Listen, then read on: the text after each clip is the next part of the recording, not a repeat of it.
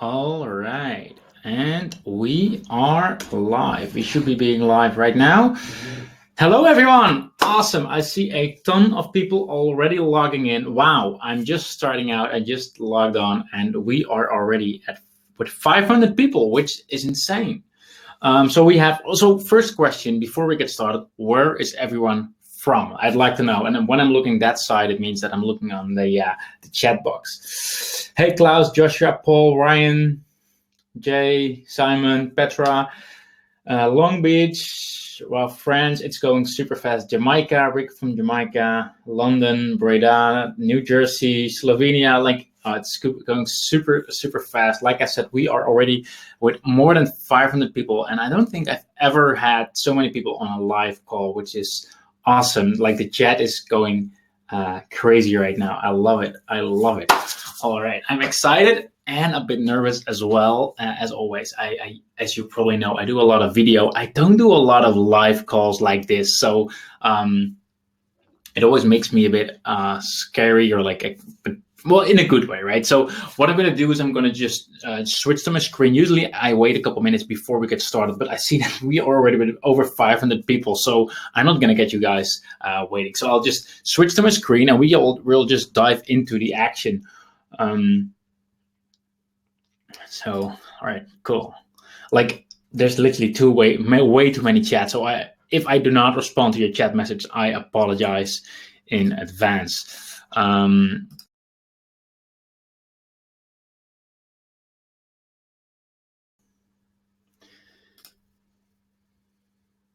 Can you let me know in the chat whether you see my screen correctly? I'd love to know, just as a quick check. And by the way, I am using Webinar Jam, and that means that there's a delay between when I talk and when you get it. There's like a 1 minute delay or so, and that means that when I ask a question, it's probably going to take a minute or so before I get a response. All right, I get a lot of yeses, which is awesome. All right, so let's get started. So my goal for today is that if you are not yet running Facebook ads, then you will get the ideas and inspiration that you'll need to, to basically get started, and you'll have some exact campaigns that I'm going to give you. If you are already running Facebook ads, and I'm certain that I'm going to put some ideas into your head and your mind that you're going to be like, oh, wow, I want to run that kind of campaign tomorrow as well. Because the truth is, like, this is a customer-only webinar, so I invited everyone who purchased one of our Connectio products. And I know for a fact that some of you, they will be like diehard Facebook advertisers. Like they're in there every single day. But at the same time, there will also be people who haven't yet started running a Facebook ad, but they want to, or they're thinking about it. And both of these groups, that's totally fine. So my goal is to basically satisfy both of you, which isn't always easy, right?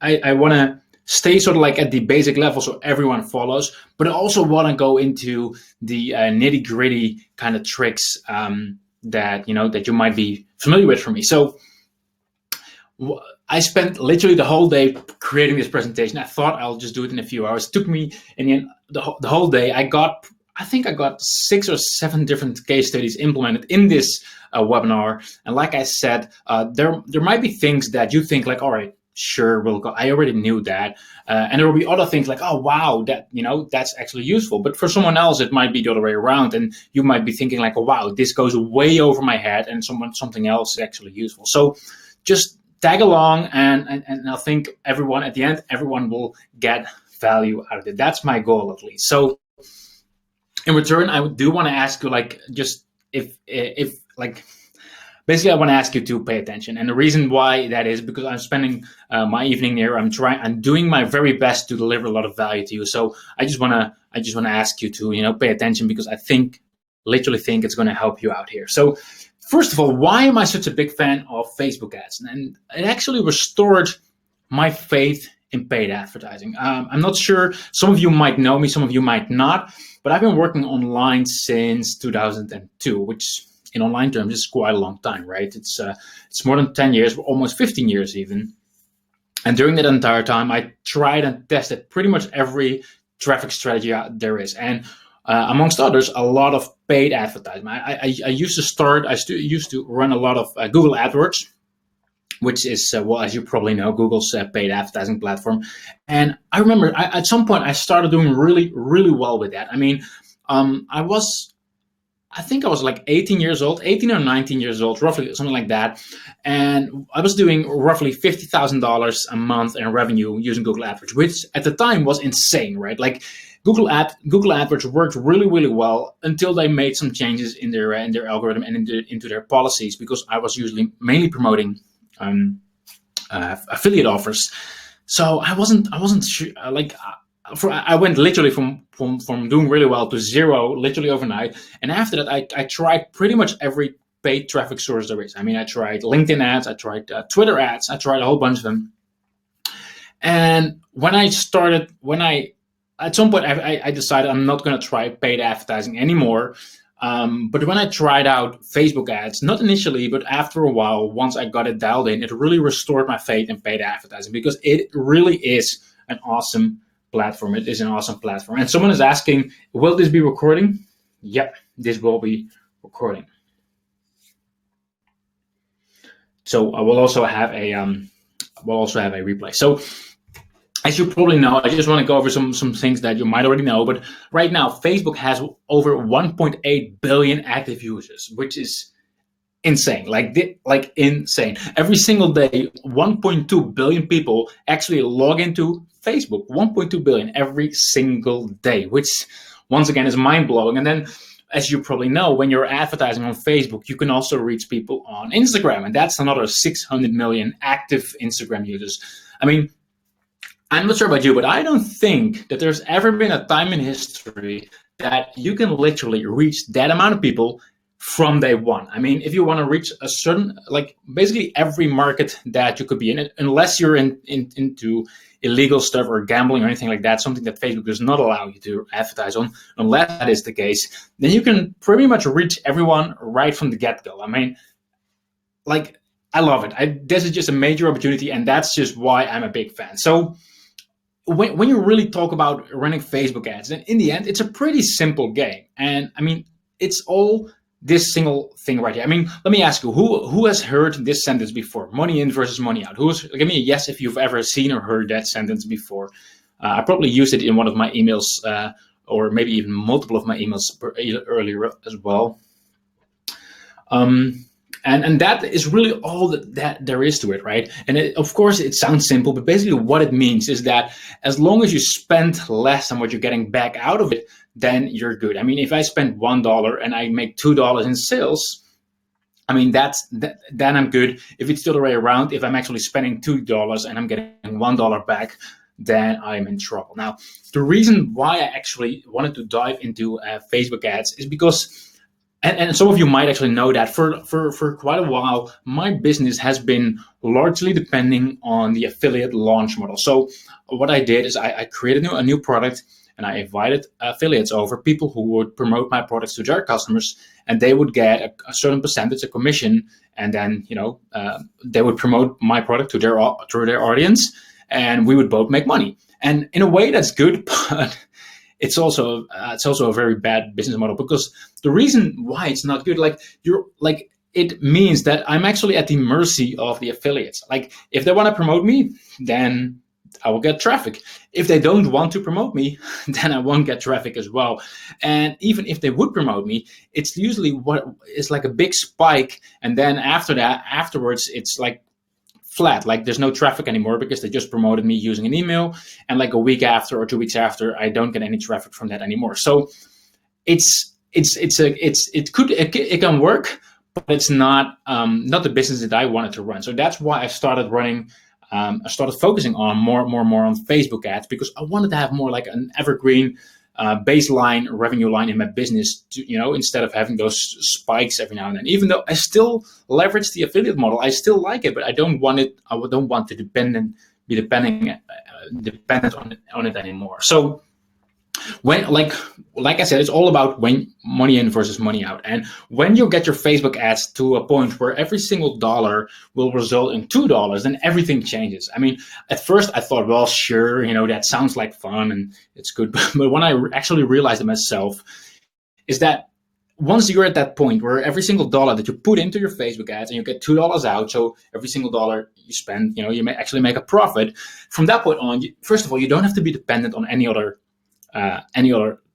for example, an affiliate or someone else who may or may not promote your business. But even better, you'll never have to worry about getting traffic again. And that's, to me, just like it's awesome, right? Just being able to know, like, all right, if I just spend more on Facebook ads, I'm going to still make traffic. I'm still going to make profit, and I'm going to get more traffic as well. So once you have this dialed in, you will have an endless, and I say endless between quotes because obviously everything is endless, right? There's no way it could not be endless, but virtually endless stream of new customers and leads coming into your business. Now,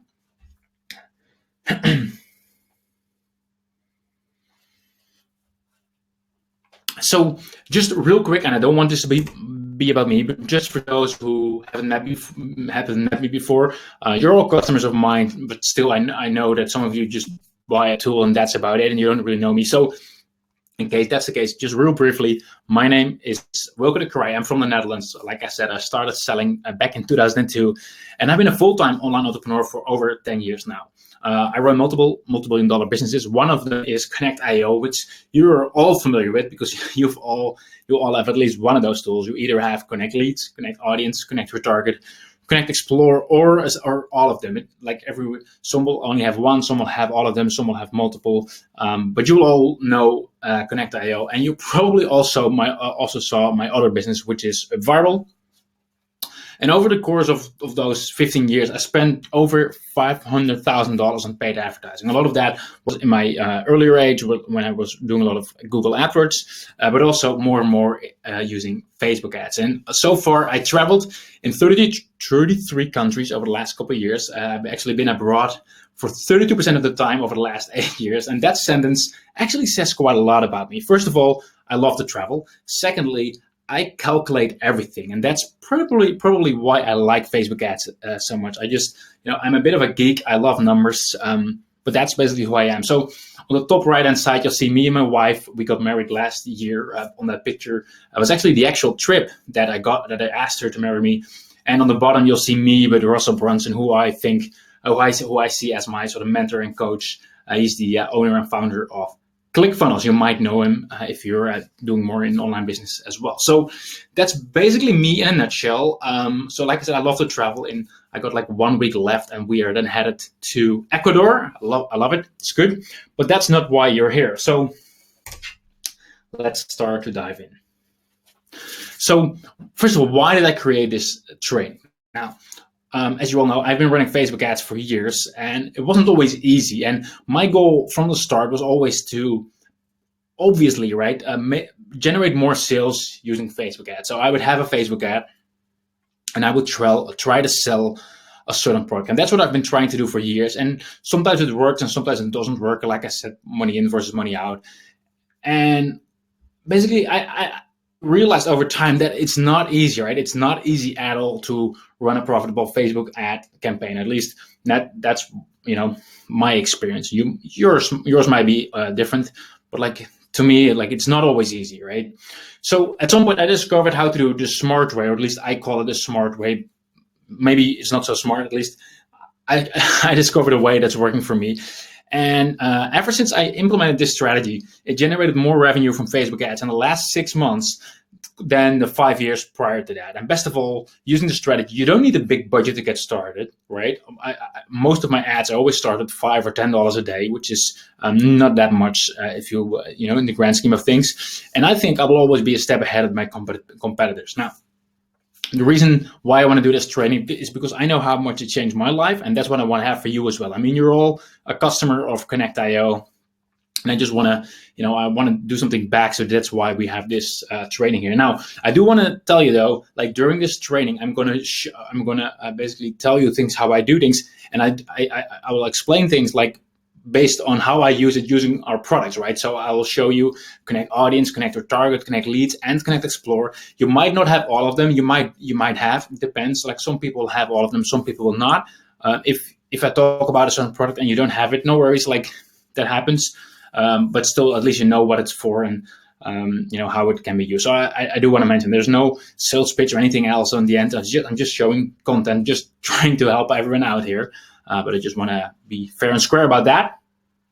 Obviously, results are not typical. I just always want to make sure that in the beginning, like, this is not something like a get rich quick scheme or whatever. Like, everything that I'm going to show you is basically my experience, what works in my experience. But I also know that it only works if you put in the work, right? It's not something you just press on a green button and you get money or sales out of your bank account. Like, that's not how it works.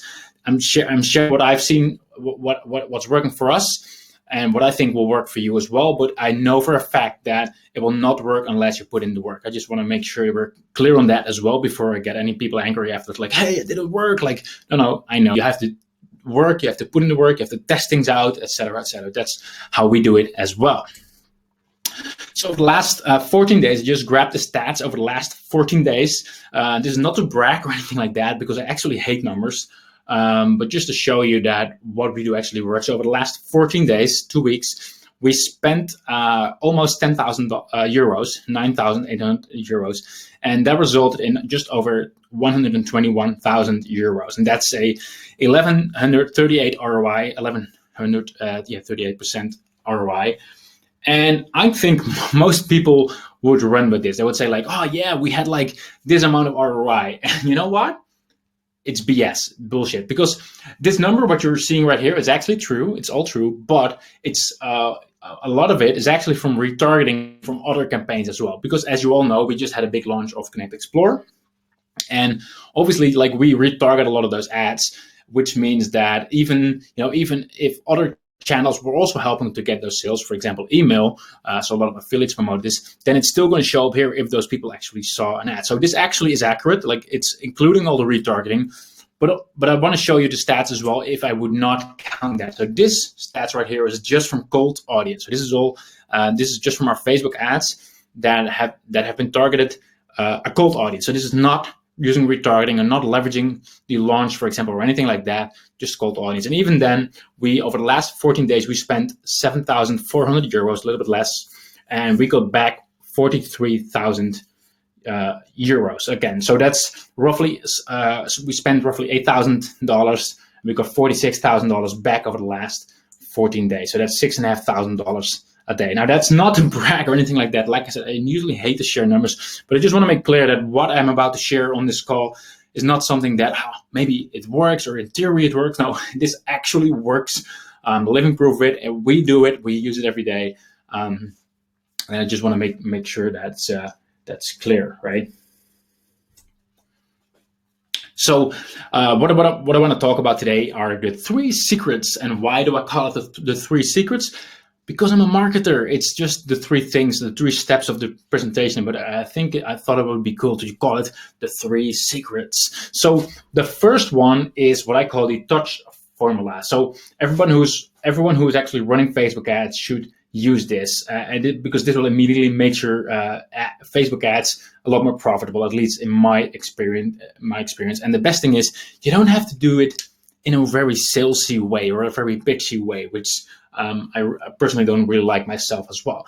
The second one we're going to talk about is the ROI multiplier. This is something that will quite literally actually multiply the ROI of your Facebook ad campaigns. Your competitors probably don't know about this and you won't be using it, but I'm going to share this with you on the call. And thirdly, the zero budget ads. And because you might be thinking that, hey, in order to run Facebook ads, I need a super big budget. I need to spend a lot of money. Well, no, that's not the case. So I'm going to give you a couple of campaigns that you can run right away for just $5 a day. And that's what I want to give you as well. So I'm going to go through these 3 secrets, these 2 steps: the touch formula, the ROI multiplier, and zero budget ads.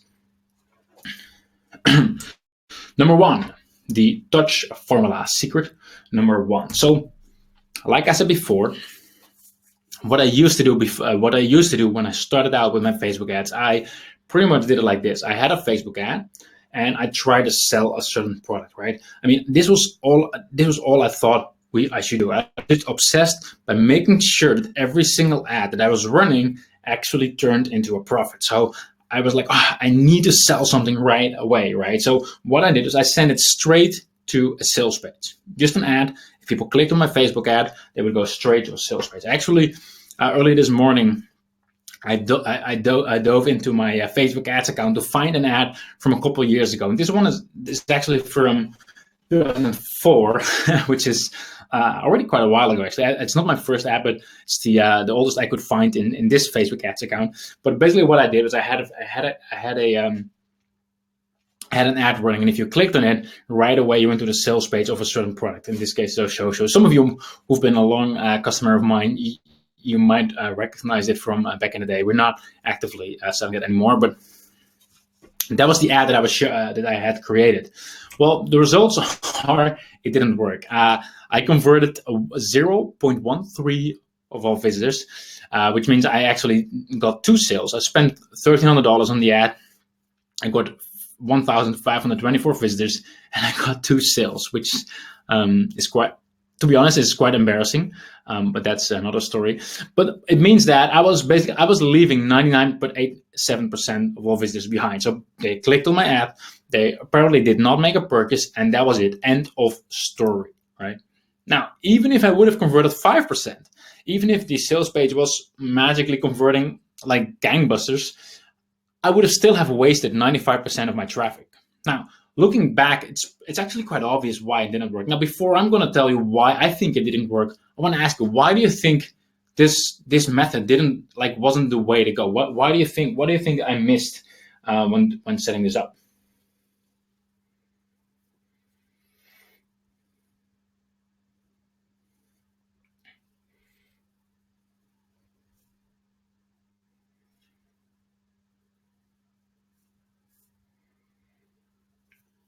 I'm currently waiting for the chat to come in.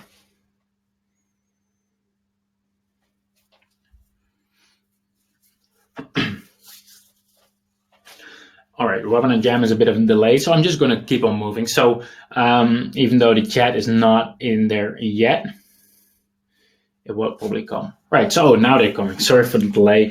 No retarget, no follow-up, right to sales with no interaction, trust, no warm-up, emails, giving value. A lot of people are actually already on the ball, which is a really good thing. So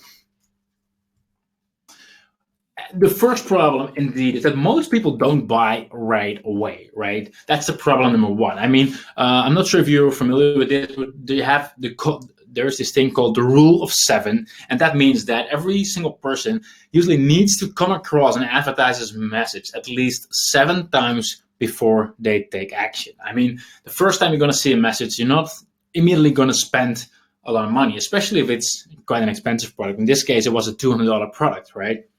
So that's the rule of 7. They need to see your message multiple times. Now, the first thing you would think of this, like, all right, that is where retargeting comes in, right? So instead of just having a Facebook ad sending to a sales page, you also add retargeting, which means that if they actually visit your sales page, you're also going to show them another ad saying, hey, just basically reminding them of that sales page. And that's right, that is part of it. But it's not quite there yet. I mean, retargeting is great and I love it. I mean, I used it a lot, but it's like, this is not the whole system, right? Not even close, actually. So I remember a couple of years ago, I went to buy a car, and like cars are not very important to me. I drive a Kia Picanto, which you might know is like the smallest car you can have. It's totally fine. I just use it to go from A to B. But I remember when I went I went to some garages to basically check some cars out on which one I wanted to go. And I remember there was 2 garages with like a super different experience. One of them, the guy, he was like really pushy, right? Like he was like on the ball. He just knew like, all right, I want to close the sale and that's about it. Now, that's sort of like a sales page, right? A sales page is usually like, could be pretty much on the ball. It could be really like, all right, I want to convert this prospect into a customer. Now, do you think like if I would come back to that same garage, I would eventually buy it? Probably not. Probably not, because I know for such a big investment, I don't want to have I don't want to have a pushy salesman or anything like that. And in fact, I pretty much guarantee that I would never buy a car without going for a test drive, right? So the other garage, which they actually did like something mind blowing, which if any of you has a garage, you could learn something from that. He didn't just offer me a test drive. He literally told me like, hey, you want if you like this car, you know what you do? You just you just take it home, you keep it for the weekend. Insane, literally keep it for the weekend. And because with just a half an hour drive, you don't really know whether you would like the car or not. And I'm like, wait, the whole weekend? So I actually took it home the whole weekend. I'm still surprised that they actually did that, but I drove it around during the weekend a couple times. I showed it to my girlfriend and whatnot, and I was sold. I'm like, what? I mean, they started out giving value instead of just being the pushy sales guy trying to get me to buy that car. And I still drive that car to this very same day. I mean, they didn't have to do any selling. They just started by giving value, right? So my point here is that it's not just about seeing your message multiple times, because if someone goes to your sales page, and like usually a sales page doesn't really generate trust, right? It's not really something that you want that starts a relationship. So if you're going to just show the same sales page multiple times over and over again, that's not the best way to go. Sure, maybe you will get a positive ROI if your page really converts really well, but you're still leaving a lot of money on the table. I mean, as you probably know, people don't like being sold to, especially on Facebook. I mean, Facebook is a social thing. We're all there to just check on our friends and see what's going on in everyone else's life.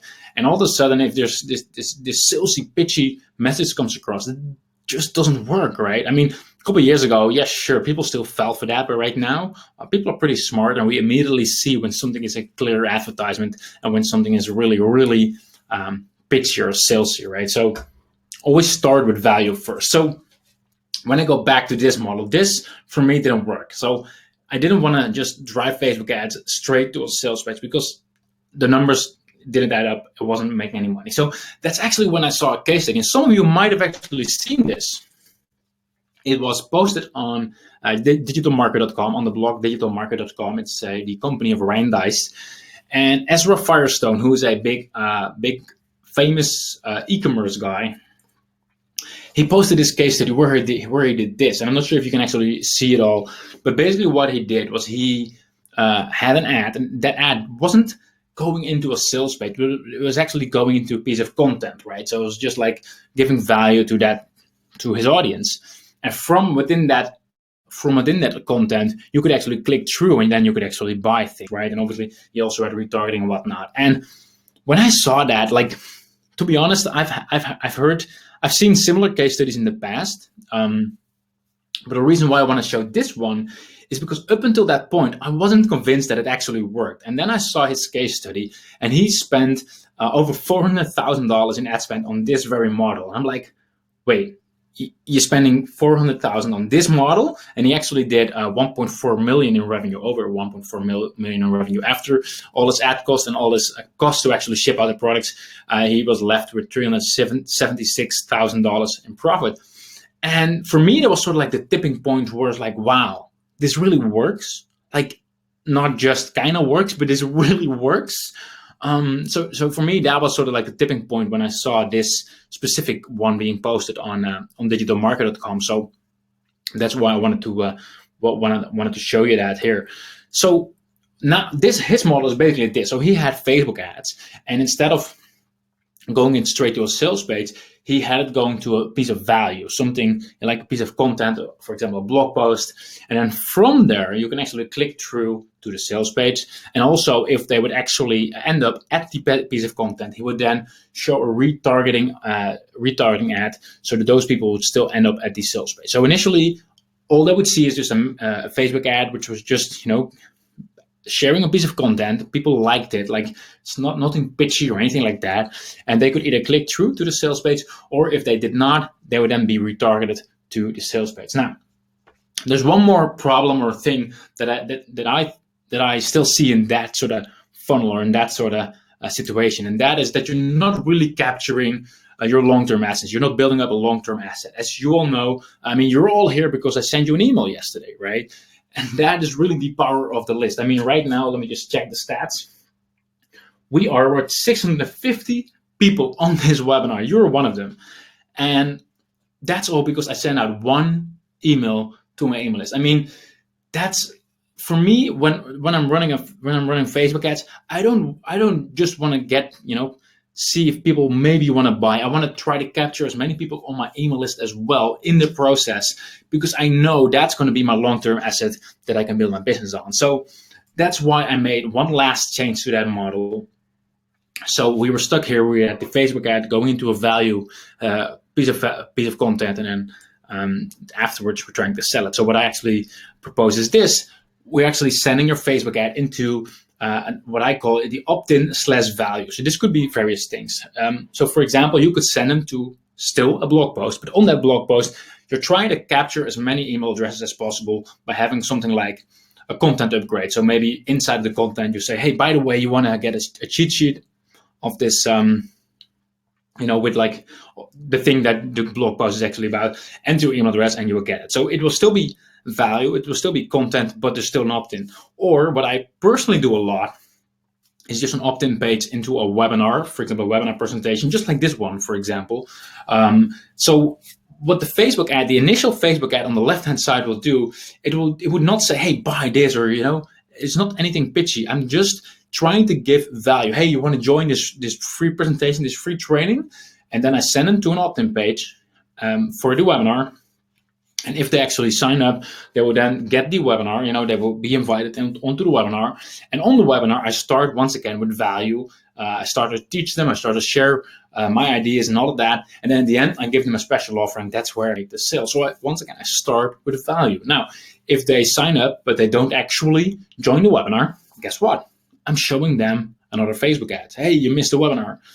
If they actually did join the webinar, but they did not make a purchase, guess what? I'm showing them a message. Actually, in fact, and this, I don't have any stats on that, but just today we actually started a new ad, which is the new kind of messenger ad, and this is just for those who are already familiar with that. If you're not, don't worry. But trying to test that out for everyone who joined the webinar but did not yet make a purchase.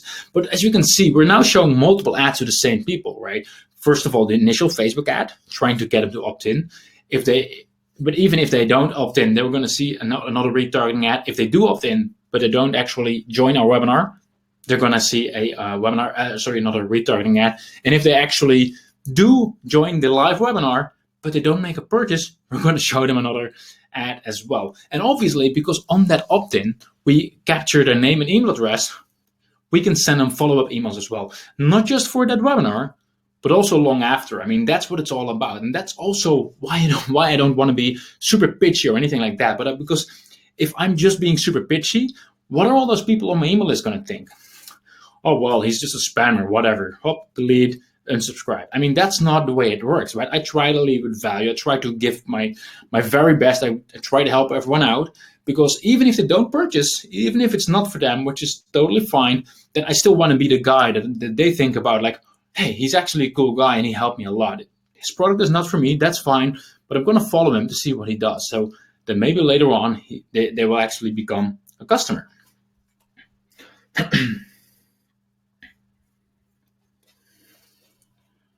So to start with the first case study, like I said, I just want to inspire everyone and to basically get people started with something like this as well. So here you will actually see one of the case studies. So what I actually do is I have a Facebook video ad, and I use a video ad because they're, at this point in time, they're pretty cheap to run, more effective than the actual normal image-based ads. Basically, once they click there, they will actually go into an opt-in page where they can enter their name and email address. I invite them into the webinar, and then if they join, then they will go into the webinar. This is the exact same model as I just described on my last slide. And this campaign right here, we spent just over 7,000 euros, 7,339, and that resulted in $43,000. This exact model. And the reason why I'm showing you this, once again, not to brag or anything like that, but to help you, to inspire you to maybe think like, hey, this is something that could work for me. Now, particularly a webinar funnel like this usually works best on a product that's at least a couple hundred dollars. This product is a couple $100 as well. At Viral, you all probably know it, right? I'm just promoting it to get more customers in the door. If your product is, like, for example, $10 product, it's probably not going to be the best funnel for that. But if you if it's something that's at least $100 or $200, or you're selling some kind of service, this kind of funnel could definitely work for you. I'm just trying to inspire you and hope that some of you will now think like, oh yeah, I should do this, right? If it's not for you, no worries. I got 5 more case studies to come. So, all good. So my point here is that instead of running a single ad, which I was doing, I tried to send everyone straight into a sales page. Don't do that, right? Don't just think of your campaign as just one ad. Instead, you have to run multi-touch campaigns. You have to think of this like, all right, I'm showing them an ad, but even if they don't buy, what next steps should they actually take? Like, all right, they joined the webinar, but they signed up for the webinar, but they didn't actually join.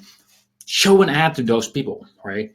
All right, they joined the webinar, but they also showed up live, but they didn't actually make a purchase, right? All right, that needs a different kind of ad, right? Every single step will need basically a different touch. And the thing that will happen is that it's not just like a one-time thing, but people will see your ad multiple times, different ads multiple times, and they will start to build some kind of a relationship because you start with value, and they will see your message multiple times, all targeted to them. And that way you're going to build more trust, and they'll be more likely to purchase. And this works and applies in all markets. I've seen it being applied in a lot of markets, and it just plain works. This is exactly what we are doing right now. And like I said, I just want to share that with all of you. So,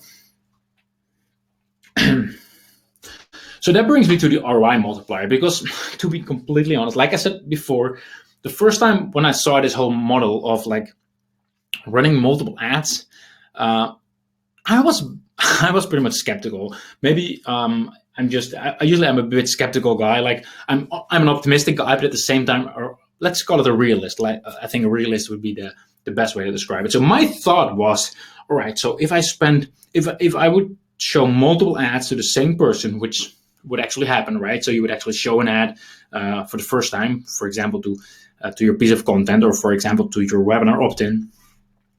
And then if they don't join, then I'm showing them another ad to that same person. So that means that by now I'm actually showing multiple ads to the same person. So I'm actually spending more money on that same person, and he might still not purchase, right? So in my mind, I was like, that's not going to work. That's not going to make any profit, right? So I had to sort of go through this mental barrier that it was actually possible. I mean, I just showed you the case study from Ezra Firestone, and he did like insane. He spent over $400,000 on a campaign like that. So I knew it was working, but I just wanted to do it in a bit smarter way. And usually, as always, there's always a smarter way. I mean, we could just take the model that we just described and run with it, or we can do it. We can smarten it up a bit, and that's what I want to do in this section of the presentation. Because, like I said, all of you have at least one or multiple products of our Connectio suite or Connectio products, and I mean, you can leverage that, right? So that whole model that I just showed you, it's basically a funnel, right? And I'm going to assume that we all know what a funnel is, but just in case you're not, what it basically means is that like your ad is going to show to a certain amount of people, right? For example, maybe you're showing your ad to 1,000 people, or let's say 10,000 people. Are all those 10,000 people going to buy? No way, definitely not. Only percentage of people are going to click on your ad. So is everyone who's going to click on your ad buy your actual product? No way. Like definitely not. It's a numbers game, right? And every step you take, so X amount of people will click on your ad, and then X amount of people will actually sign up for your opt-in, right? And then from those people, X amount of people will actually make a purchase. I mean, it's really just a numbers game. It just from all the people that you put in at the top, which would be your initial Facebook ad, up to the very last step, getting people as a customer. Like every single step, you will lose people, and obviously you want to try to get as many people through that funnel as possible in the most effective way. So this is the funnel that we just discussed. On the left-hand side, your initial Facebook ad showing to a cold audience who has never heard of you before, trying to get as many to click on your ad, trying to get as many to actually opt in, and you provide value, showing them that you're the real deal and your brand is, building a trust relationship with you or with your brand or with your company.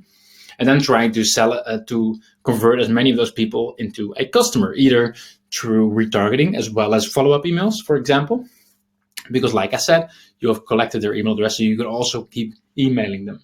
Now, in order to optimize this whole funnel, there's obviously multiple things we can do. So what I want to do is I actually want to go through all the steps that you can optimize basically this whole funnel, right? So first of all, who are you targeting? Like your initial Facebook ad, who are you actually going to target? I mean, if you target the wrong kind of people who are not even remotely interested in your product, then the whole funnel is going to mess up. Like if you're selling, I don't know, something for a dog, like a dog shop or whatever, and you're targeting cat owners, that's not going to work, right? So obviously you need to have the right kind of audience. But even if you have sort of the right kind of audience, there's obviously tricks that you can apply to make sure that you have the most, how do you say, the most targeted or the most passionate people inside of that market or inside that need that you actually know are actually interested in what you have to offer, or at least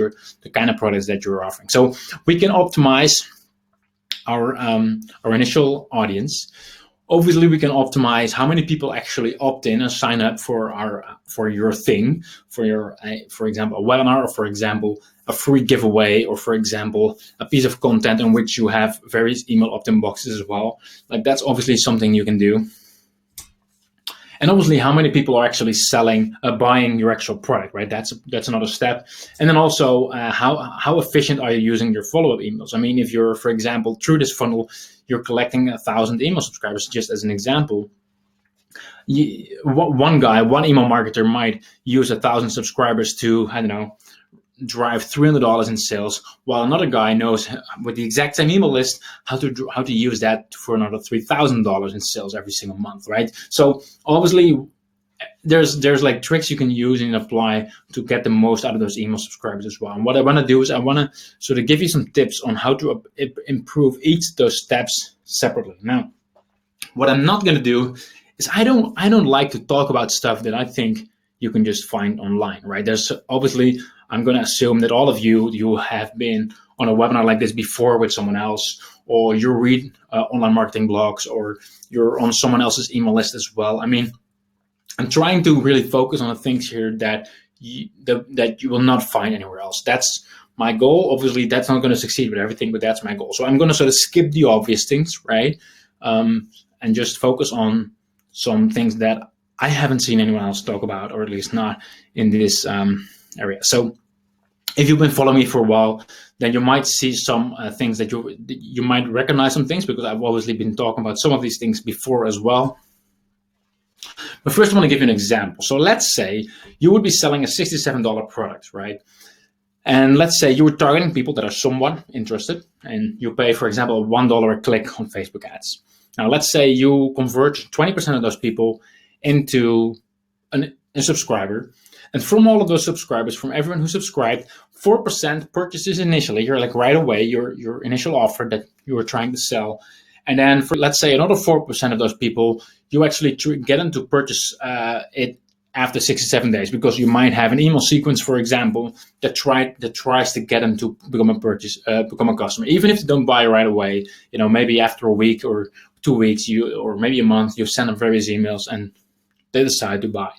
In this scenario, $1 cost per click, opt-in converts to 20%, and then in total 8% of those people who actually opt in actually also buy. That would mean that if you put $1 in your advertising, in your Facebook ads, you would get $1.07 out, which is just break even, right? I mean, and this actually assumes that it's a digital product. You don't even have a cost to deliver the product, right? So that's not going to work really well. I mean, you're not losing money, but you're not making money as well. And obviously, you can add an upseller. You can sell more products to that same product, but still, it's not the best way to go. And I think you would agree. Now, let's say we start optimizing each of those steps, like I'm going to reveal to you in just a minute. Let's say instead of targeting people who are somewhat interested, let's say you would now be targeting people who are very interested. And because of that, Facebook will reward you a bit. You will get a higher quality score. And let's say you pay 80 cents per click instead of $1, right? Now, because these people are more interested in what you have to offer, because they're more targeted and they're more like, they see your ad and you're like, oh yeah, I want to have that, right? Now let's say because of that, now your opt-in converts at 30%. So from all of those who actually clicked, you get 30% onto your email list. And you have some tricks, which I'm going to show you, that will allow you to get more purchase to the door. So you will actually get 6% of people to actually buy, and you will also use your email list more effectively, and you would get another 6 people to buy. And once again, I'm going to show you some tricks for that as well. If in that scenario, with just small improvements, now all of a sudden, every single dollar that you put into your Facebook ads will result in $3 out, which is 200% ROI. And I mean, that's something we can work with, right? $1 in, $3 out, $2 in, $6 out, $3 in, $9 out, etc., etc. I mean, that's something we can work with, and all just with small improvements. But because we improve each of those steps separately, we're actually able to, and altogether it actually starts to add up, even if there's just small changes on itself, right? Now, so let's start optimizing, basically by adding competitive advantages in your funnel at each of those steps. So the first one is this one right here, the Facebook ad, or your ad targeting actually. So who is going to see your Facebook advertisement? Now, as you probably know, there's 2 main ways of targeting cold audiences. The first one is interest-based targeting. So you would actually say, hey, everyone who is targeted in whatever, Coca-Cola, Pepsi, etc., or lookalike audiences, and that I'm going to talk more about that in a second as well. So the first one is interest-based targeting, right? So that is when you create your Facebook ads and you start typing things like in this screenshot right here, I start typing fishing. Facebook will give you like 20 or 30 examples or sort of like search results, that I think that would be the best word, of like interest or detailed targeting that you can find. Now, I'm going to assume that pretty much all of you have seen the launch of Connect Explore. Some of you will have it, some of you will not. But that's what I use to improve my targeting. So if it's like really, if it's like a logical or like obvious keyword, or like something like fishing right here, then I usually just use a search for the actual keywords that I want to go, and I just try to gather as many interests that are related. But often it's not even that obvious, right? It's not even that obvious. And for that, I actually use, and once again, for those who already have the Connect Explore product, that you will already be familiar with that. But the what's called the Explore feature, and what you have to do is on Facebook, you have to check if you see a Facebook page within your market, within your niche, and you're going to check whether the Facebook page has actually liked other pages. And you can see that if you go to Facebook, if you go to a certain Facebook page, on the right-hand side, if you scroll down, then you will see a box just like this one right here on the right-hand side. It will say, liked by this page, liked by this page. If you see that on the right-hand side of a Facebook page, it means that that particular Facebook page has liked other pages. If you don't see that box, it means they have not. So in that case, just keep on searching for another one. What I try to do is I try to find a page that has many of those pages, which are all inside that same sort of market, right? So in this case, I took a screenshot of that page of lead pages. Lead pages had liked a lot of similar pages inside the online marketing space. Now, a while ago, I was at a mastermind with Russell Brunson, and his main Facebook ad guy, he actually told me this trick. What he did was he manually copy-pasted all of these results, and there's like quite a few of them actually, manually copy-pasted all of these results to see if any of those can be targeted as an interest on Facebook ads. Now, obviously, many of them are not. Some of them will. So it's quite a bit of work to just find all those interests, right? But on the plus side is that you will actually find interest that you can target outside of a keyword, right? I mean, for example, something like HubSpot or Udemy, you will not find that with a keyword, right? You're not gonna search for HubSpot unless you're already familiar with it, right? So that trick, when he told me that, I was like, wow, that's awesome. So that's actually the reason why we built it into Connect Explore. So we have this feature that if you click there, you'll see a small screenshot on the bottom. Go click on the Explore function, and what it will do, it will automatically pull in all of those liked by this pages, and one by one it will check whether it can actually be targeted using Facebook ads.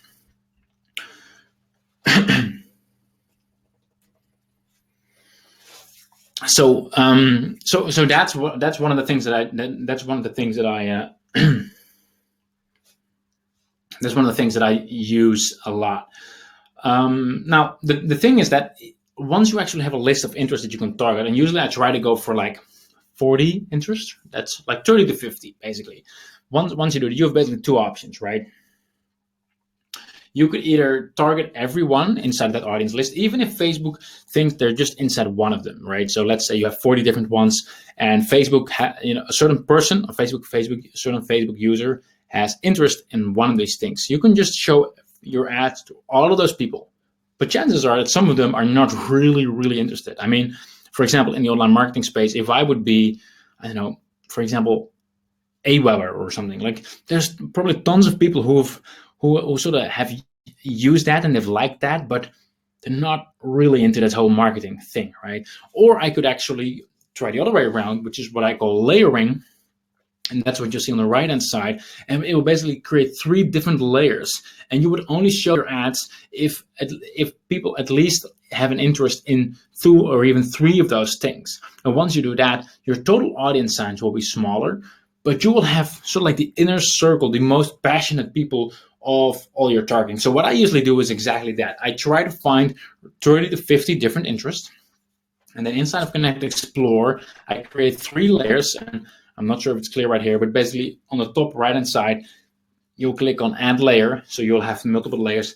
And you just divide everything randomly over those interests. And once you do that, you apply it to your Facebook ads account. And you will now be targeting only those, that inner circle piece on the right-hand side, that inner circle, the overlapping segment of all those 3 bigger groups. Just, every single person who's going to see your ad is going to be interested in at least 3 of those interests. And that way, that's going to be like these people are into that, right? Into the market that you're in. They're really passionate about it. Otherwise, they wouldn't have liked 3 of those pages, right? I think that sort of helps. So I actually did a case study about that. I also showed this on the Connect Explore sales page. You might have seen it already. I did a split test between this was an interest-based campaign. One of them was not using layering, so I was just targeting everyone inside of any of those interests, and the other one was using layering. So I was just showing my ads to the overlapping segment of multiple layers. So they had to actually be interested in at least 3 of those interests, right? And the result is actually quite shocking. It was going to the same page, same ad, same everything, same interest. The only difference was I was using layering. Both of them spent 269 euros, as you can see, because we had the test going on for the exact same time. And the one without layering did not result in any sales, which is kind of crazy. The other one, the one that actually did use layering, was also spent 269 euros, and it resulted in 848 euros in sales. So I just want to show you that because I just want to make it really, really clear how powerful layering really is, right? This is not just some fancy trick, but this actually works. It's just it's a really good way to make your ads more targeted. As you will see, actually, the bottom one will actually have a lower reach. We actually reached less people, and we actually pay slightly more per lead, but because they're just more targeted people, they actually ended up purchasing more of these products. So that's, I think, a good example of just why you should be using layering, right?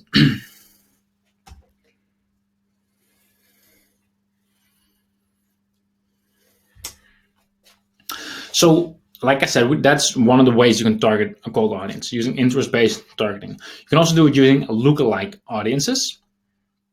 I'm not sure if any of you know what a lookalike audience is. Probably quite a few have heard it before, even used it yourself. Some of you might not. But basically, lookalike audiences are a way to reach new people who are likely to be interested in your business because they're similar to customers you care about. Now, that's the official term Facebook has. But basically, how it works is that you can create a custom audience in Facebook. So you will have a custom audience, for example, a list of visitors of your site or customers of yours. And then you say to Facebook, hey, I want you to create a lookalike audience that, which holds people with a similar interest. And Facebook will actually try to see, like, all right, your initial audience has this group of people. We're going to find a group of people that's bigger than the initial group, but who are all similar. They all look alike, right? Now, the way that this works and the way I use it, you obviously create a custom audience first, and then you create a 1% lookalike audience. And that 1% means that it's the actual most targeted group. If you make it more than 5%, I'm not seeing the results at a 1 or 2%. So I always keep it at 1 usually. And what I found is when the more targeted that your initial custom audience is, the better your lookalike audience will perform. And that makes sense, right? Because the better your custom audience is, that's what Facebook will use to create your lookalike audience. And if you're not really sure how this all works, don't worry. But this is for those who are using lookalike audiences. I want to give you some inspiration for that as well. So what I used to do beforehand was I always manually exported my customer list into a CSV, and then sometimes I reworked it with Excel and then uploaded to Facebook, and then from there I create a lookalike audience, etc., etc. Now, as you all know, we now have Connect Audience, which a lot of you already have, that allows you to automatically synchronize your email or email autoresponder or CRM into a Facebook custom audience. So that's what I currently use. And what our best audiences are right now is we actually create a custom audience of our best customers, which are you as well. You're here as well, which is awesome. But basically what we do is we create, using Connect Audience, we select multiple of our customer lists. So we say, well, everyone who is subscribed to the list of viral customers, as well as everyone who's subscribed to the email list of our Connectio customers. And that way we basically create an audience on Facebook with our customers who have purchased multiple of our products, right? So that's really our most valuable customers and those that we appreciate most. And because of that, we're creating a Facebook custom audience with our most valuable customers, I would say, that helps Facebook to find people who are similar to them, right? Who are sort of like have similar interest and have similar demographic, everything that Facebook uses to create those lookalike audience. So what I would recommend you to do is create a custom audience of your best customers. Like, even if it's an overlap of multiple products that you're selling, who are your repeating customers? Who are your best customers? And ideally, it's not a super small list. Like, Facebook needs some data to work with. So if you have like 50 customers, ideally it's more than that. We have a couple thousand, which is good. Like, if you have at least a couple hundred, then it starts to really work, and Facebook has the data that it needs to create it. So that's the first thing I would do: create that custom audience, and then create a 1% lookalike audience. One thing that I do, some people have asked me, like, hey, how do you scale that up, right? Because you can actually say, well, I want to have a higher percentage lookalike audience as well. To me, personally, it doesn't work that well. What I actually do is we actually try to scale sideways, which means that we create other 1% lookalike audiences for other countries, if your business allows that. So instead of just saying 1% lookalike for United States, we also create a 1% lookalike for Canada, for Australia, for New Zealand, even for countries in Europe, like the Netherlands, Germany, Spain, UK, Germany, France, whatever, right? So we get better results doing that instead of going for a higher percentage, because if we go deeper, then for us, we're not getting a good return. So we're really trying to keep it at 1%. I'd love to scale that up, but for now, we haven't been able to make that profitable. And then we optimize all our sales for purchase right away for those who are interested in that as well.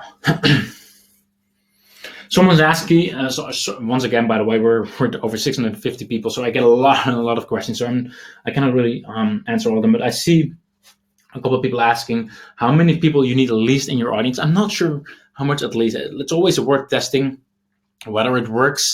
I don't have the exact number of how many customers you actually need in order for Facebook to really do their thing, sort of, if that makes sense. And someone's asking, how many countries do you use per ad set? Yeah, if we created, for example, a 1% lookalike audience for the US and then another one for Canada, we add them to a separate ad set, because I always want to see separately which one is performing. So whenever I create a new kind of audience, for a new kind of lookalike audience, I always add it to a new ad set so I can see exactly, right, this lookalike audience is not working and that one is, etc., etc. That's just a really that's just a good way to keep track of things and to see immediately if something is not working. So, like I said, we have two ways of targeting cold audiences: the interest-based targeting, and you can improve that. You can be better than competitors if you find more and better interest using Connect Explorer, and also then using layering to hyper target the sort of inner circle group of those of your audience. And if you're using lookalike audiences, which I actually recommend you to use both, we use both, and it works out really well, is to create lookalike audiences based on your best customers. So try to create your a custom audience of your very best customers first, and then use that in order to create your lookalike audience. Now, that brings me to the next sort of step in the funnel: getting as many people to opt in, right? So once they actually click on your ad, how do you get them to opt in? Now, I could be talking about what kind of opt-in page to create or what kind of squeeze page to create. And I was working on my slides earlier today, and I figured, like a lot of people talk about that, that's not really something that you're like. I wanna try this presentation all focused at things that others do not talk about. So I decided to sort of skip on that. So you always have two choices: you can use an opt-in or squeeze page, or you can use Facebook lead ads. And in this presentation, I'm going to skip on the opt-in squeeze page. I'm not going to talk about, hey, how you should be running split tests, or how you should be, for example, what kind of headline you should write. Because honestly, if I would go into that much detail, this presentation would not be 1 or 2 hours. It would be 1 or 2 days full time or something like that, which you and I both don't have time for, right? So I do want to quickly cover Facebook lead ads though, and just in case you're not clear what it is. So Facebook lead ads is this kind of ad that if people click on it, it would actually show up the actual form inside of their Facebook ads account. So as you'll see an animation of an example on mobile. So people click on that, and right away Facebook will show up a pop-up form pre-filled with a name and email address. You can also ask more questions, and all they need to do is click submit, and their email address is captured. Now, as you all know, we have Connect Leads. Connect Leads actually make sure that all those leads actually end up into your autoresponder. Right now, we have, I believe, almost 50 autoresponders and CRMs that we support, which I think is kind of awesome. We're adding more continuously. So we're about to add our 50th integration, which is awesome.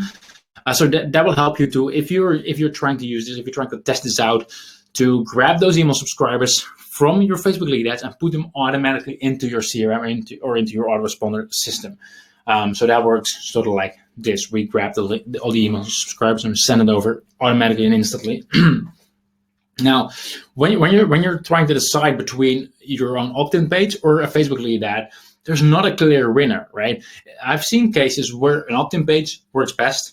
I've seen cases where Facebook lead ads work best. So actually, even in our own campaigns, for some campaigns, we've seen lead ads work better. For some campaigns, we've seen our own opt-in pages work better. So what I recommend is not to go for either one or the other, but I just really recommend you to just, at the very least, if you're trying to grab leads from Facebook, run a split test. Create one ad set with, straight to an opt-in page, where people, for example, using ClickFunnels or any other tool like that, and another ad set using Facebook lead ads. It's just, it would be a waste to not at least try it out. So, because like I said, we've seen people who are getting more results with lead ads as well. So, for example, Joachim, one of our customers, you might be here on the call actually. He did a split test as well, and he actually got 100% more conversions at 60% lower cost per lead using Facebook lead ads, and he connected that using Connect Leads. So always worth a test. And then the interesting part, how do you sell more stuff? Now, once again, there's so much we can talk about. We could be talking about how to create your sales page, how to write your sales copy, what kind of video to create, or anything like that. That's not what we're going to do. I really want to focus on the Facebook side of things and how we can do things smarter. I think that would be the best way to describe how we can do it smarter. So a big part of it, what I'm going to talk about, is basically this: how do we retarget our best customers? So let's say you drive a Facebook ad to your opt-in page or to your value piece of content, and then you're going to retarget. But obviously, that retargeting part, you can either just retarget everyone, like all your competitors are doing as well, or you can do it the smart way, right? So how I used to do it, I used to assume that every visitor is the same, right? All right, we're just going to retarget everyone who visited this page. We're going to show them a certain retargeting ad.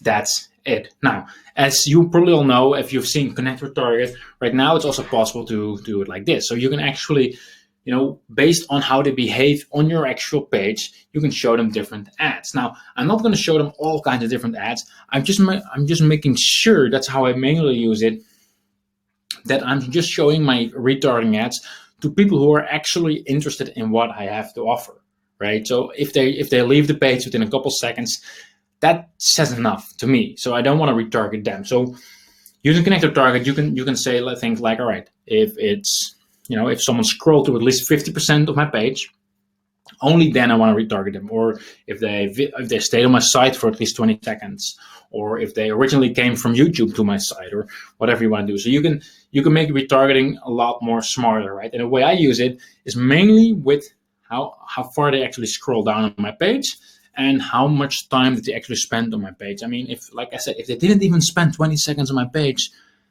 then I don't think they're really interested in what I have to offer, right? So that brings me to case study number 3. And some of you might have seen this one actually. I did a case study where I retargeted. This was for a special offer that I ran for viral earlier last year. And I had one ad set where I was targeting everyone. So if you came to my sales page, I would then show a retargeting ad. But I also created various ads where I would actually show an ad just to those who spend more than 1 minute, or who spend more than 5 minutes, or actually scroll down to 50% of my page. So only those who actually were interested in what I had to offer. Because if they're not even remotely, like if they would scroll 50% of my page, and as you probably might know, my sales pages are usually quite long, right? So if they're going to scroll down to 50%, then they're interested. Like, I know they're interested, otherwise they wouldn't be doing that, right? And the result of that is when I retargeted all visitors, I spent 219 euros and I got 31 sales, right? And that comes down to €7, just over €7 per sale, which is not bad, right? It's pretty good actually, €7 per sale. But when I retargeted just my most engaged visitors, I spent less. I spent only 124 euros, but I got 85 sales out of it. Right, 85. So I spent 124 euros and I got over $25,000 out of it, and that brings the cost per sale to just $1.46, less than $1.5 compared to over $7. Euro, when I was retargeting everyone. So instead of just retargeting everyone, what I now do, I try to always just retarget just the most engaged visitors, because that's immediately a 384% improvement that I'm betting your competitors do not use. So that's how I do my most of my retargeting. And that optimizes that step right here. So I'm not spending money on all people. I'm just spending money on people that I think are interested in what I have to offer.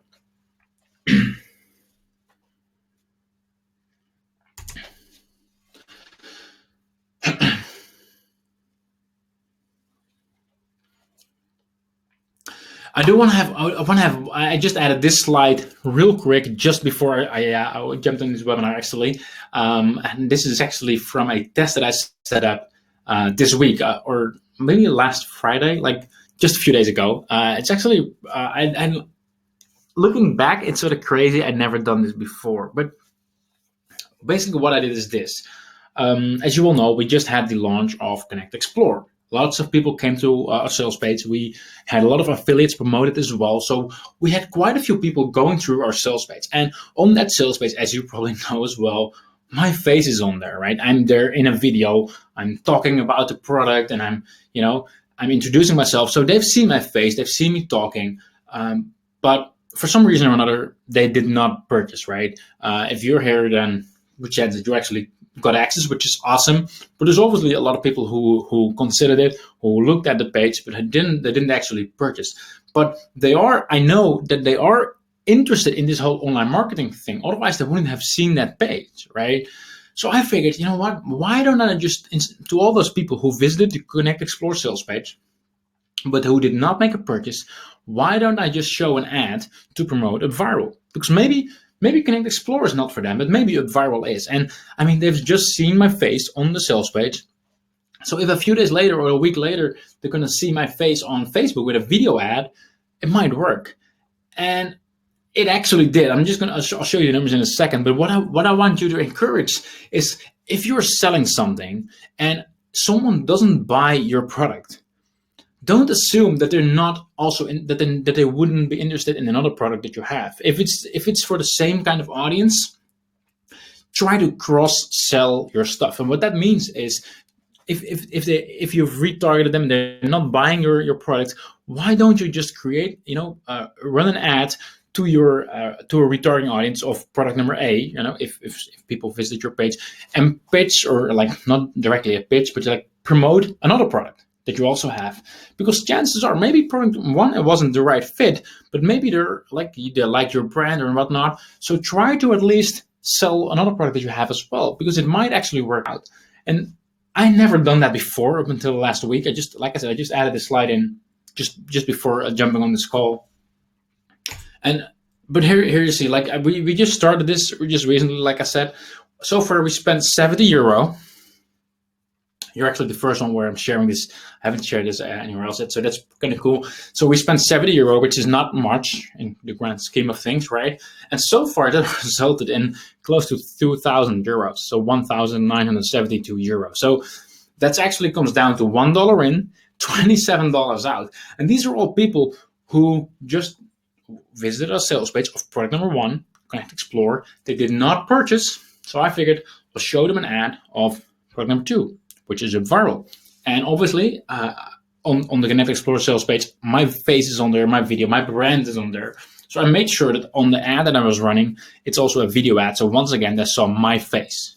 So that's something like recognition. I already had, I wasn't brand new anymore. I was already sort of familiar with them, right? So I leveraged that. So if you were selling up multiple products, at the very least, try this out. It's really working really well for me.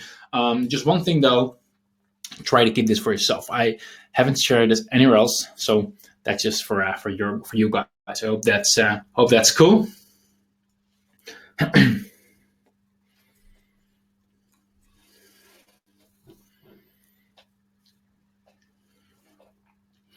So the last step, basically. So now we talked about what you can do to optimize your to get a better audience, to target your ads to a better audience. We talked about how what you can do to try to optimize how many leads you're getting. You can actually use lead ads for that. And then we also talked about how you can retarget your visitors more effectively, so you will get more sales in as well. Now, what do you do with all those people who enter their email address so you have them on your email list, right? What I always did, what I always thought, is that once they're on my email list, I don't have to do anything, right? Like, obviously I have to do anything, but I only have to send them an email. Like, why would I spend money on advertisements for people who are already on my email list? That's crazy, right? I'm not going to do that. I'll just send them emails and that's it. And that's what I've done for. But if you are, I realized that I was actually leaving money on the table. And I think quite a few have already seen that example, which I had before. Is at some point I was promoting an affiliate offer. I think it was for Brian Moran, and it was a $1,000 course. It was quite expensive, actually, $997, and he gave a 50% commission, and I was promoting that to my email list. But I did not want to keep on sending out emails to my email list. So what I did instead is, after I sent out the email about, hey, this is the product and this is why I like it, etc.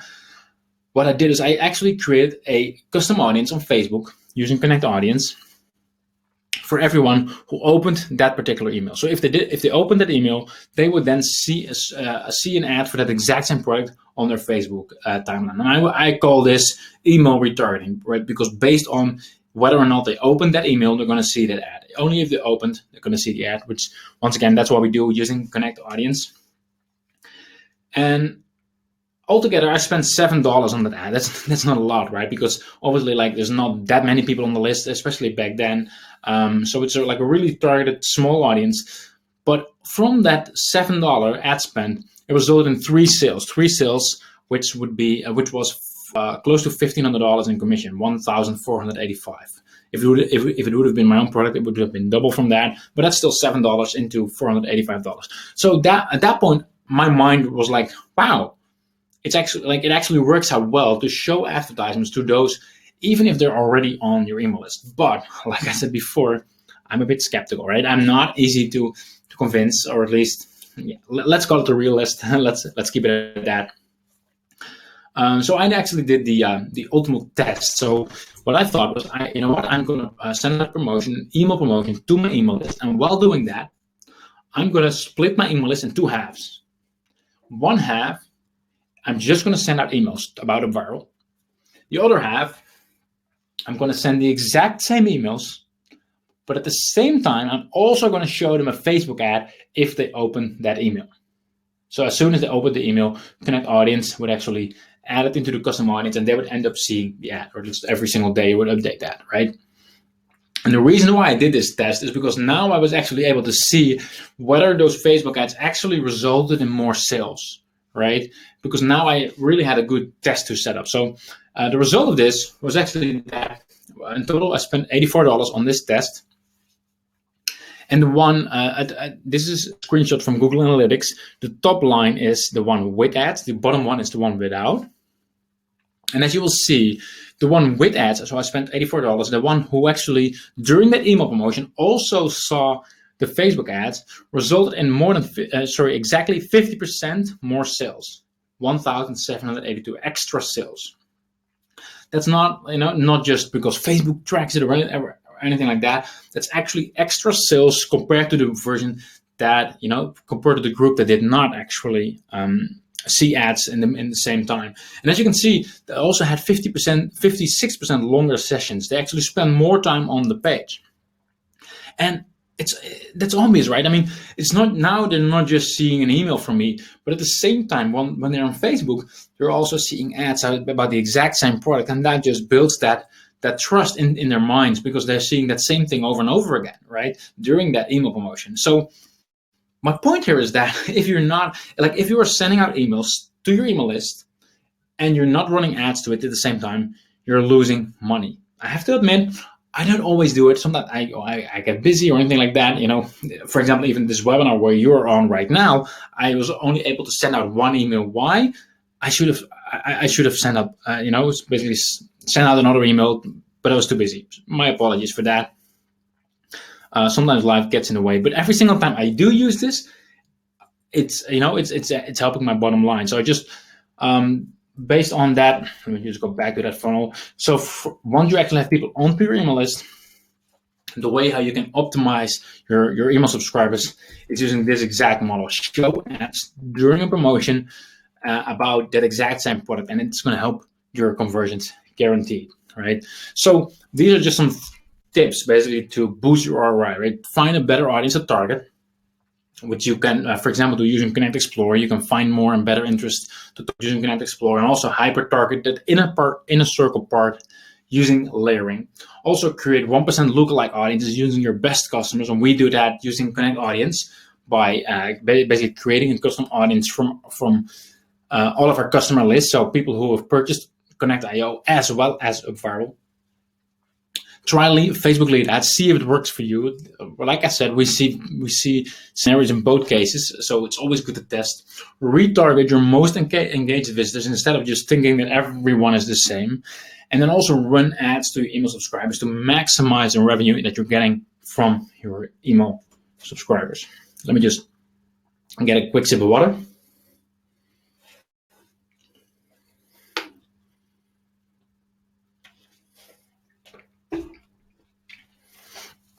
All right.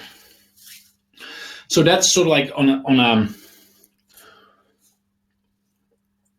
a let's say a helicopter view, what you can do to boost your ROI. Now, like I said in the start of this presentation, I know a lot of people, they think, and I used to think the exact same thing. In order to run Facebook ads, you need a lot of budget, you need a lot of money. Well, that brings me to zero budget ads. Now, obviously, there is no literal zero budget ads. You'll always need to have some budget, right? Facebook ads is not free, but at least as close to free as possible, because I'm Dutch, and if you know, maybe there are even some Dutch people here, but if you know a Dutch person, you know we don't like to spend money. And personally, for me personally, that's very true. Even to this day, when I run my business, I do not like to spend money. It makes me uncomfortable, and I just don't like it. I mean, maybe it's a cultural thing. I don't know.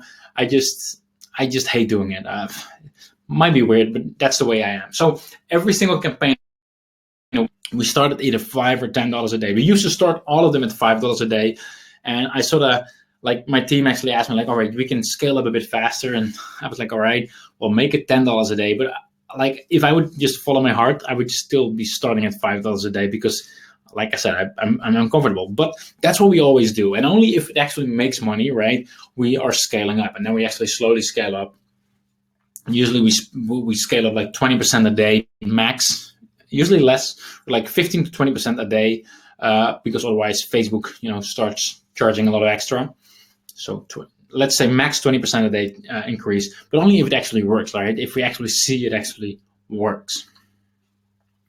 Now, obviously, I know a lot of you, or maybe not a lot, but at least some of you, you might be thinking of running Facebook ads, but you might not be comfortable spending a lot of money. So that's why I thought of like, what are two campaigns that are generating a lot of return for us, which are only costing us $5 a day, and which almost guaranteed will also get a good ROI for you. So I selected two campaigns that all of you can literally create right after this call, and so I hope that would help you. So the first one, and I've talked more about this in public before, is what I call the testimonial carousel ad.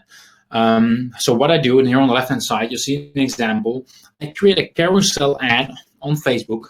So this could be with multiple images or with multiple videos. In this example, you see one with multiple videos. And all I do was basically, I reach out to my customers and I ask, hey, do you like it? Could you tell me what you think of it, of our product?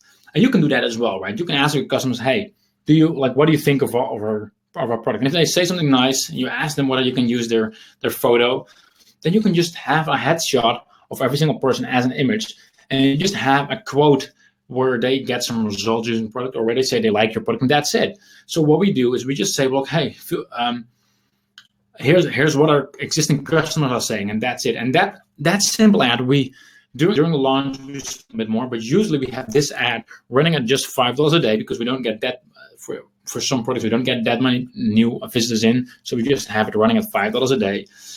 In this example, we spent, let's see, 242 euros, and we got close to 10,000 euros, 9,660 euros. So that's adds up to $1 in and $39 out. And actually, when we had this running for variable for $5 a day, I believe it's still running actually, the return is actually even higher, because obviously during the launch of this one, we increased the budget on a daily basis. So Facebook charged a bit extra for us, but still 1 to 39 is still pretty good. But this is an ad that all of you can create super easy. You don't have to be a specialist. You don't have to be creative at writing copy. All you need to do is ask your customers what they think, and ask if they have an image of their face, and then create a carousel ad with multiple images, or in this case I used video. Usually I use images, and just have each of them one by one. Just don't make it smooth, very awesome photo. Just like a real social media photo would actually be better, because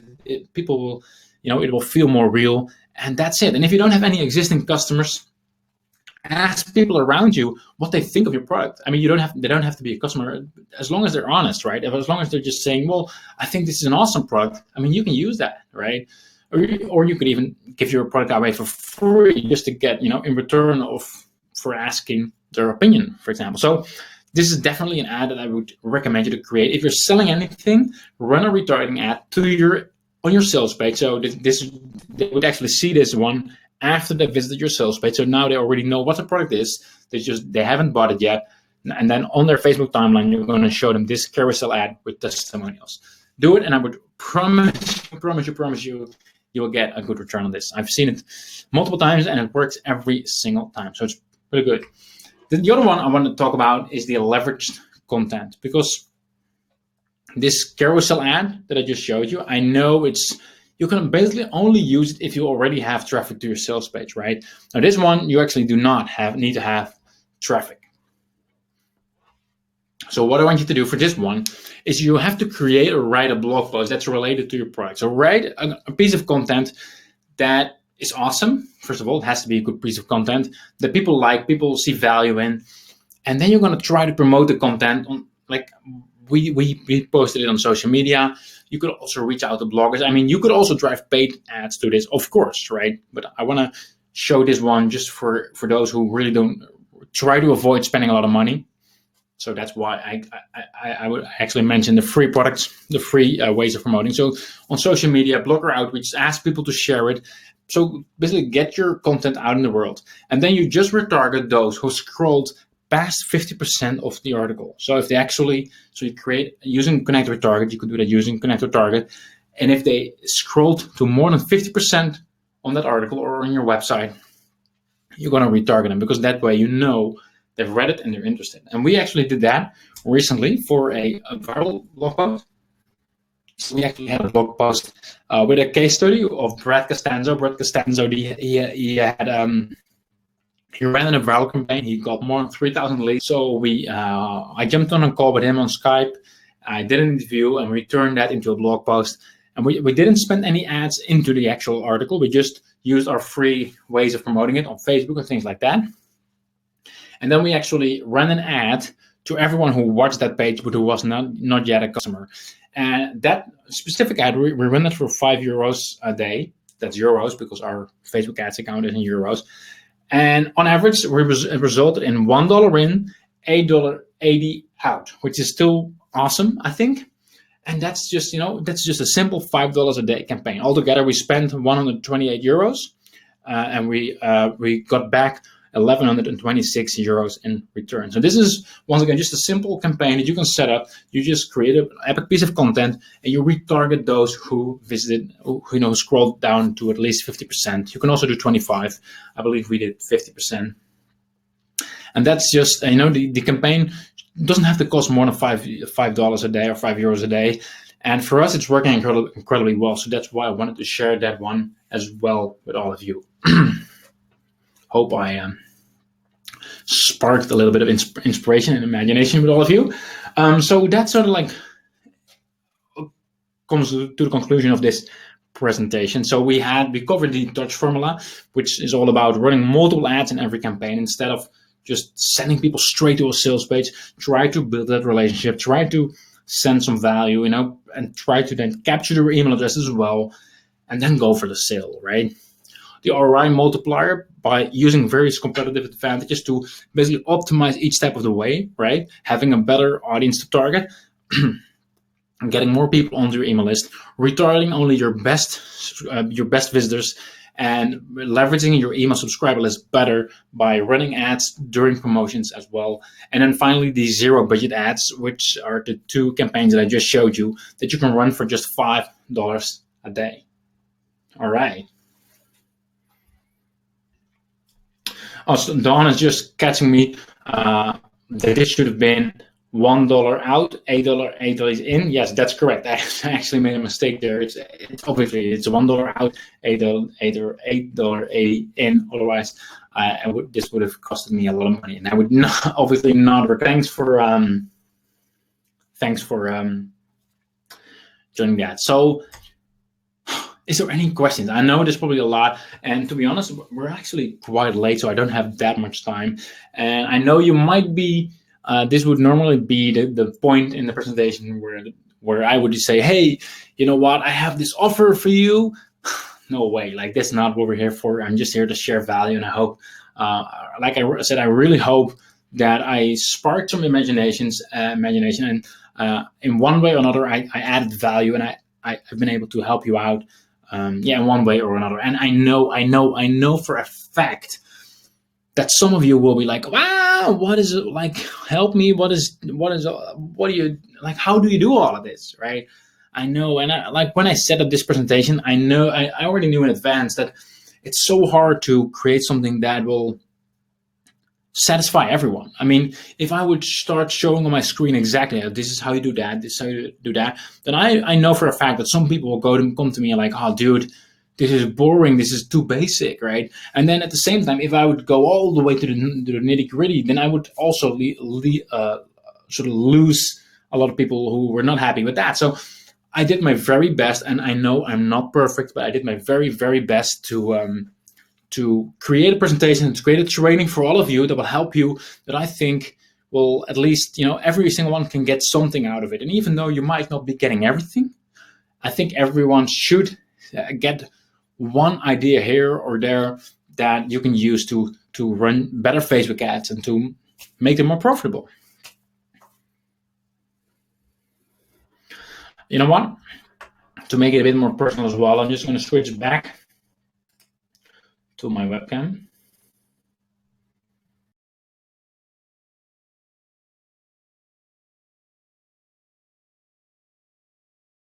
I hope it's okay that you look at my face, but like I said, there's a lot of questions coming in. We still have roughly 570 people on the call. All right, so thanks, that's awesome. Once again, if I look at it right here, it's for all the questions. Thank you. I appreciate. I'm happy that you're happy with it. It means a lot. Like quite a few people, but some of you might have been following me for a long time. Some of you might not. But like, I don't want to call anyone out, but like my goal is really to help out, and you might see that with our tools, right? We have, as you all know, Connectio and UpViral, and for us, it's really a long-term thing. We're not trying to create something and then just sell something and that's it. Like we are continuously trying to improve it. Like for example, for those who have Connect Audience, we're actually working on a big update, which you're not even gonna notice if we're doing our job, but it should roll out in February, and it's gonna make it a lot faster and a lot more reliable. And then from that point on, if everything goes smooth, we can also start adding some new things as well. But like my point here is that I'm like me and my team actually, we're really trying to be the best version of ourselves, and but at the same time I also know that I wouldn't be able to do what I do without all of you, without my customers. And I just, like, while we're on the call, because I know I'm not live that often, because like I said, I'm not very comfortable with my accent and all of that, but while we are here on the call, I just want to thank you all for being a customer, and I really appreciate that. And thanks for sticking with me and my team and all of that. So I appreciate that a lot, actually. I'm happy that you all like it. Tony, Andrew, Marcel, Adam. The best way to see all of my products, if you go to upviral.com, that's where you'll find UpViral, and connectio.io for Connectio. So those two are the main businesses that we work on at this point.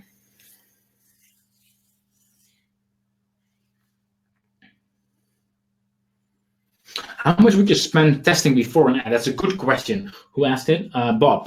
Bob is asking, how much do you spend before you stop an ad? So when do you know that an ad is not actually working? It's actually, like, normally we try to spend twice the amount of money that the purchase is worth. But there's an exception. I'll talk to you about it in a second. So let's say we're trying to sell something for $100. We would try to spend at least $200 to really know for sure. But there's an exception. For example, with UpViral, we're selling UpViral, and obviously that's if we would have to spend at least twice the amount of money, that's quite a bit of money. But because we are promoting it with a webinar, so we are trying to get people onto our email subscriber list. We now sort of know how much we're spending for every lead, right? So we're spending roughly, like, if we spend $5 on an email subscriber, that's fine, right? That's not a problem at all. So now we sort of like look at that number first. So when we're starting a brand new campaign, like never promoted that product ever before, then obviously we're like twice the amount of value of the product. So we know we have enough data. Like if there's still no product or no purchase, then we're not really, feeling too happy about it. But now, because we've already been promoting it, but if we're just testing a new audience, but using the same kind of ads, now we initially we look at how many cost per lead we actually pay, like how much do we actually pay per lead, because that will give us earlier access, earlier data. And if we see that the number is, for example, 7 or 8, then we kill it, we stop it. So I hope that sort of answers your question.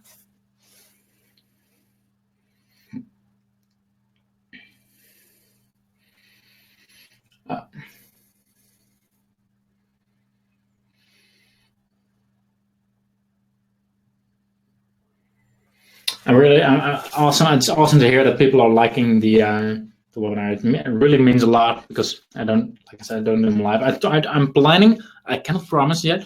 I'm planning to send out a live Q&A as well on Facebook next week, but I cannot promise. It's actually in a week from now. Like I said before, my wife and I were going to Ecuador. So as you can imagine, with the last week, there's a lot of work to be prepared for the whole team and to make sure everything goes smooth while we are away. So if I can still add it to my schedule, I'll do a live session on Facebook. If not, I'll do it once we're back. So no promise on that, but at least you know where my thoughts are. Yes, we will send out a replay probably tomorrow to all customers. If not, then on Saturday, but it should be tomorrow. No problem at all. We'll actually add the replay to the Connectio dashboard inside of the Learning Center, so you can always just log in and come back there. And right now, there's no section for webinars yet, but I'll create a section for like webinars. So every single time we do a webinar like this, if we're doing more, then we can just add it there. Do one from Ecuador, someone said. Well, when I promised my wife to be as offline as I can, so I will stay in touch for all the high priority stuff, but I'll probably try to take it easy for a while. Obviously, like as you can imagine, with a business like this, it's a lot of work, a lot of hours, which is fun. I like it, but obviously, I need to make sure my wife likes it as well. So during the trip, I will not be doing as much. By the way, for those who have not tuned into my podcast yet, I highly recommend it. I will probably record a podcast while I'm on the trip as well. So if you go to upviral.com/podcast, upviral.com/podcast, you can subscribe to my podcast there. It would be awesome to have you there. I just started that, I think 2 months ago, 3 months ago, something like that. But I think you're gonna you'll get. I'll try to provide as much value as I can there as well. So definitely go to upviral.com/podcast.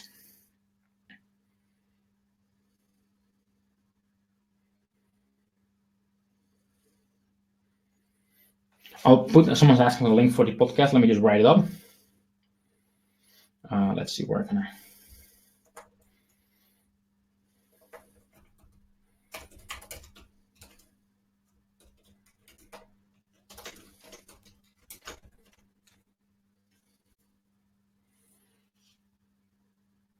You should see the link for the podcast right now in the chat. So you can just so you can subscribe through iTunes as well as through Android. So I highly recommend it. Well, there's actually still, like, if I missed your question, I apologize. There's just a lot.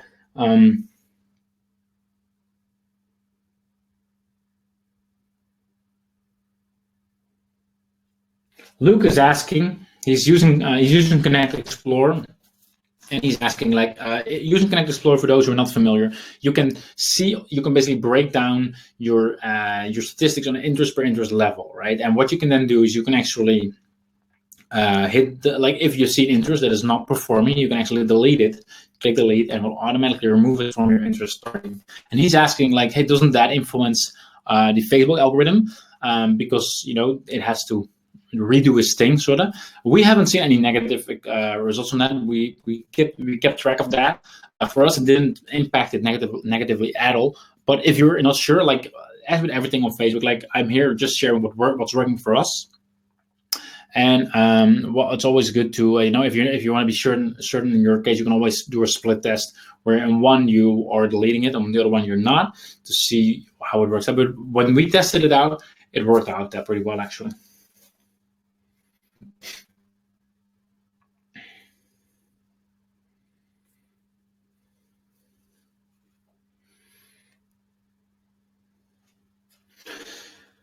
Should we make a lookalike audience from a layered group? No, you have to. When you're creating a lookalike audience, you have to do it based on a custom audience. So it's best to create a custom audience from your existing customers. So you can do that using Connect Audience. So you synchronize your customer list, for example, if you have your emails, if you have your customers on, for example, Aweber, GetResponse, etc. You can just select that list, create a custom audience from it from Facebook, on Facebook, and then create a 1% lookalike audience based on that custom audience with your existing customers, because that way Facebook will know, like, all right, this group of people, these are your customers, so we're going to find people who are similar to those people, right? That's what you want. And the more targeted that is, the better. For example, we also tested out if we created a custom audience with all our website visitors, and we created a lookalike audience for that. That did not work, not at all. And the reason for that is obviously because a lot of people visit your page, and not all of them are going to be interested in your product. So if Facebook then sees all these people and they create a lookalike audience, that's going to be all kinds of people. So you want to make sure that Facebook knows, like, these people, these kind of people, they're the ones who actually purchase your product. And then Facebook should actually create a group of people who are look-alike to those people, because that's what works. So that's why you want to have your custom audience that you will use for the source of your lookalike audience to be as targeted as possible. Retargeting, someone's asking, Sonny is asking, is whether retargeting small audience work under 500. It works, but it's not like, I usually prefer to have a larger one, mainly also because usually I spend at least $5 a day. I start with $5 a day, but also at least I don't start with anything less. And with 500 people, it's not it definitely works, like, as long as it's more than 200. So 500 people do work. Personally, I prefer to have a big, slightly larger group. But if you don't have more traffic, then that's definitely fine. Can you please show us how to set up a messenger ad? Well, actually, I could. Should I do that? It's actually quite easy, actually. Actually, I think if you would go into the Facebook Ads Manager, and I know you're not watching my screen right now, but if you create an ad, then automatically you would actually see so you create a new campaign. You have to create a new campaign. So inside Facebook Ad, you click create new campaign, and you should be able to what's it called exactly? I think it's called engagement.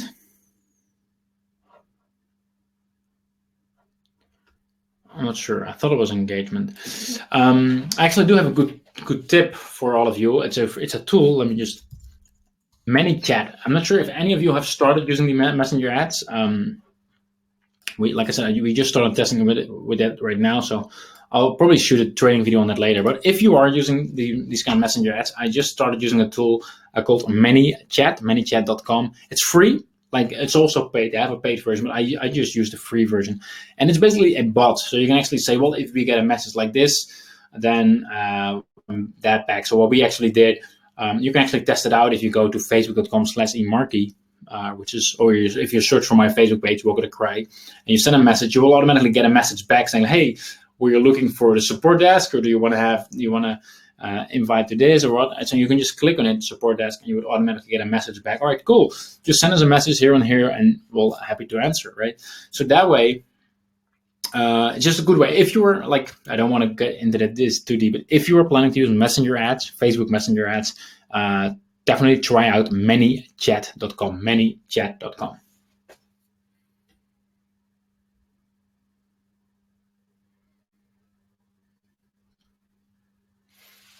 All right, someone is asking about the breakdown feature of Connect Explorer, how we use it. So when you are using the breakdown feature of Connect Explorer, for those who don't have Connect Explorer or who haven't started yet, like I said before, that allows you to see the statistics of a Facebook ad on interest per interest level, right? And we do not get all the data from Facebook, so we cannot show you, for example, conversion data or like cost per lead or anything like that. But we do show things like the cost per click, click-through rate, views, etc.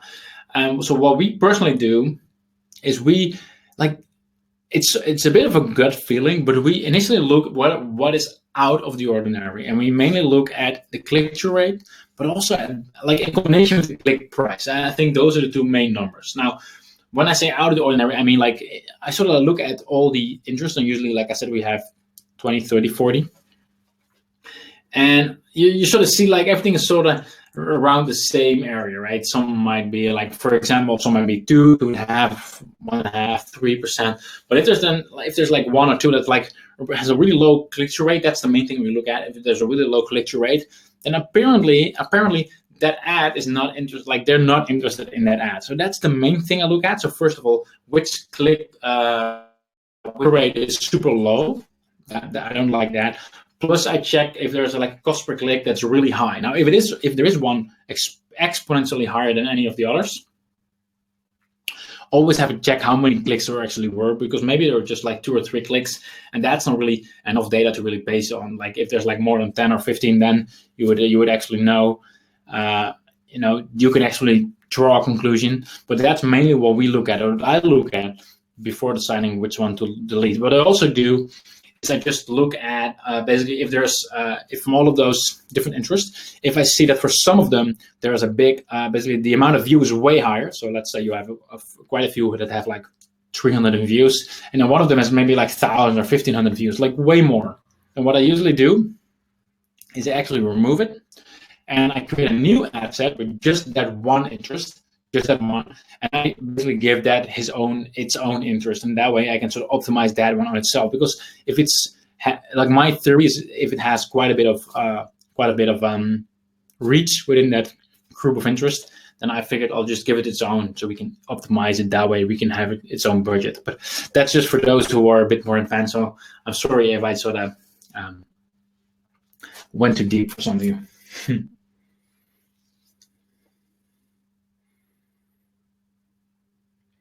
Leanne is asking, did you say about using Facebook Messenger apps or ads? Facebook Messenger ads. So there's actually a new kind of ad. We literally just started using it today, like literally today. But instead of like when people click on it, it will not send them to a website, but it would actually open up the Facebook Messenger. So they would actually send me messages. So if I would actually run from my Facebook page, I would run that ad. People click on that ad, they would automatically get a message from, like, they would be able to send a message right away to me, or to, we are my support team, so answering those as well. So that way you can run an ad to start a conversation. It's not like that. That's also one of the examples that Facebook is also seeing, that it's not just about sales, right? It's about building the relationship, and that's just the perfect way, because now you're actually asking them to send a message, and you can actually have a conversation one-on-one with them. And if you're using that, then like I said, I recommend you to use ManyChat, because that will also allow you to have a bit of a bot in there, like an automatic replies, basically, that will help you reduce the amount of messages that you have to send yourself, plus make it easier for your audience to sort of get an initial response as well. Yes, if we isolate an interest, someone's asking on my last comment, if we isolate an interest, then you're not using the benefits of layering. True, unless sometimes we also have like layering, which is one in each. So we have like a super targeted layer, if we think that would be good to use, right? So we have some campaigns where we just have one. So one interest in one layer, one interest in another, one interest in another. But it only works if each of those is a big interest on itself. Otherwise, the overlapping part would just be too small, right? And obviously, they have to be sort of related to each other. Otherwise, there would be no overlap at all. ManyChat, yes, Neil, ManyChat, that's correct. The replay of this training, I will add it to the dashboard to the learning center of Connectio, probably tomorrow on Friday, because right now it's almost 10 p.m. right here.